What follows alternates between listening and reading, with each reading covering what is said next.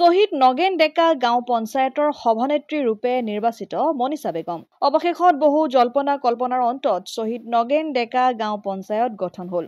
গভীৰ উৎকণ্ঠা নেওচি অৱশেষত শ্বহীদ নগেন ডেকা গাঁও পঞ্চায়তৰ সভানেত্ৰীৰ পদ দখল কৰিলে মনীষা বেগমে। ৭২ নং শ্বহীদ নগেন ডেকা গাঁও পঞ্চায়তৰ সভানেত্ৰী নিৰ্বাচিত হৈ হাঁহি হাঁহি ক'লে মনীষা বেগমে। ৰাইজৰ লগত থাকি কাম কৰাৰ ইচ্ছা প্ৰকাশ কৰিলে মনীষা বেগমে। নৱগঠিত হাজো শুৱালকুছি সমষ্টিৰ কামৰূপ জিলা পৰিষদৰ অন্তৰ্গত হাজো উন্নয়ন খণ্ডৰ ৭২ নং শ্বহীদ নগেন ডেকা গাঁও পঞ্চায়তৰ সভানেত্ৰীৰ পদত মনীষা বেগম আৰু উপসভাপতিৰ পদত সঞ্জীৱ কুমাৰ ডেকা নিৰ্বাচিত হয়। মই ৭২ নং শ্বহীদ নগেন ডেকা গাঁও পঞ্চায়তৰ ৭২ নং শ্বহীদ গাঁও পঞ্চায়তৰ ৯ নম্বৰ ৱাৰ্ডৰ পৰাই নিৰ্বাচিত হৈছোঁ সদস্য হিচাপত। আৰু আজি ৬ গৰাকী মেম্বাৰৰ সহায় সহযোগিতাৰ সমৰ্থনত আজি মই সভানেত্ৰী হ'বলৈ সক্ষম হৈছোঁ। চাওক, মই যিহেতুকে নৱনিৰ্বাচিত সভানেত্ৰী, মইতো ইমানখিনি মই নাজানো।